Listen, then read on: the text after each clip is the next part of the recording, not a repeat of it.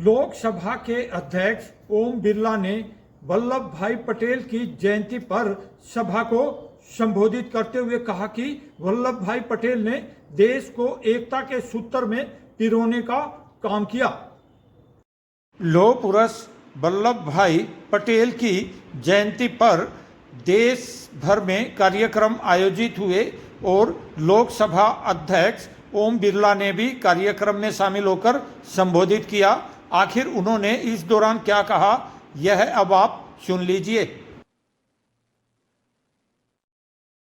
इस माटी में पैदा हुए जन जन के नायक, लौह पुरुष, आधुनिक अखंड भारत के निर्माता सरदार वल्लभ भाई पटेल की जयंती के इस शुभ अवसर पर पधारे हैं। मैं आप सबका इस संविधान सदन में हार्दिक स्वागत करता हूं, अभिनंदन करता हूं। आप जिस स्थान पर बैठे हैं वह स्थान हमारी आजादी का गवाह रहा है। जिस स्थान पर आप बैठे हैं वहां पर संविधान सभा ने एक लंबी बहस, लंबी चर्चा, लोकतांत्रिक मूल्यों के आधार पर संविधान का निर्माण कराया। ये वह जगह है जहां सरदार वल्लभ भाई पटेल ने बैठकर संविधान बनाने में अपनी महत्वपूर्ण भूमिका निभाई।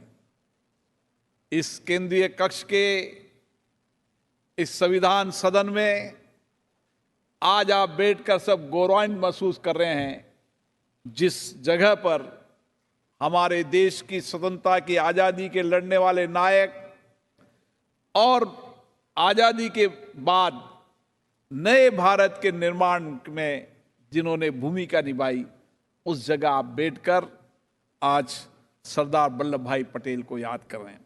मुझे खुशी है कि आपने सरदार वल्लभ भाई पटेल के बारे में जो विचार रखे, जो मनन चिंतन, उनके ऐतिहासिक पृष्ठभूमि के आधार पर आपने जो अपने मतों का व्यक्त किया, मुझे ऐसा लगता है कि मेरी ये युवा पीढ़ी सरदार वल्लभ भाई पटेल की प्रेरणा से, उनकी जीवन गाथा से, उनके जीवन दर्शन से आज भी प्रेरणा लेकर कृत संकल्प है। इसके लिए मैं नौजवानों को बधाई देता हूं, शुभकामनाएं देता हूं, जिन्होंने आजादी के बाद एक ऐसे भारत का निर्माण कराया जो विविधताओं से भरा हुआ है, जहां अलग अलग भाषा, अलग अलग संस्कृति, लेकिन वह कृत संकल्प थे, दृढ़ संकल्प थे कि हमें अखंड भारत बनाना है, मजबूत भारत बनाना है। तो इस देश की छोटी छोटी रिसायतें, छोटे छोटे राजाओं के राज, कई बड़े निजाम, नवाबों के राज, उन सबको एक साथ मिलाकर हमें सबका भारत बनाना है, जिसमें सब धर्म, सब विचार, सब जाति के लोग रहें। और इसीलिए उन्होंने भारत के अंदर विलय करने के लिए जिस दृढ़ता के साथ, जहां दृढ़ता की आवश्यकता है वहां दृढ़ता की, जहां विनम्रता की आवश्यकता, विनम्रता का उपयोग किया। और इसीलिए इतने बड़े देश को एक साथ विलय करना, जहां छोटी छोटे राजाओं के राज हो, नवाबों के राज हो, उनको विलय करना कितना कठिन होगा।